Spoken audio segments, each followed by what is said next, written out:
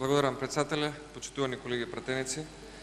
Накратко, бидејќи оваа тема очигледно од уставна стана политичка, иницијативата која што ја поднесоа пратениците на Социјалдемократскиот сојуз, тука беше иницијатива дали председателот на државата направил неуставна постапка со тоа што го искористил правото да даде аболиција на одредени лица.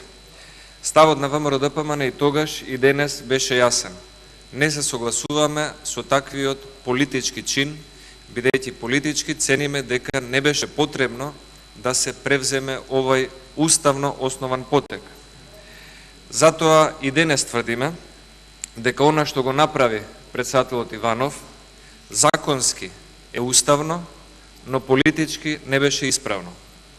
Социјалдемократскиот сојуз денес повторно манифестира една политичка дволичност и преку ова иницијатива докажува дека на истиот устав и на истите закони, но само со различен председател, СДСМ има различен став. Врз основа на истиот устав и закон, Социјалдемократскиот сојуз не реагираше, ниту го оцени за неуставно, далеко од тоа да покрена импичмент, амнестирањето на господинот Зоран Заев од страна на претходниот председател Бранко Црвенковски. Тога СДСМ тврдеше дека тоа е уставно, дека е законски и дека е политички исправен потек. Денес го тврди обратното во истиот законодавен систем и за истата институција председател на државата.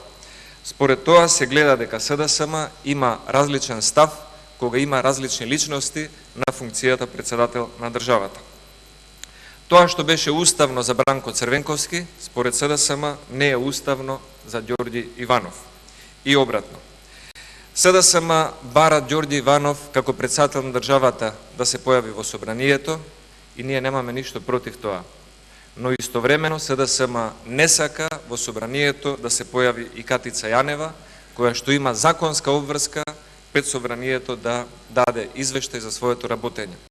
Тука се гледа дволичноста на СДСМ на политички план, кога за нив некои избрани функционери треба да дадат свое излагање во собранието, а некои именувани од собранието функционери не сакаат воопшто да се појават пред ова собрание.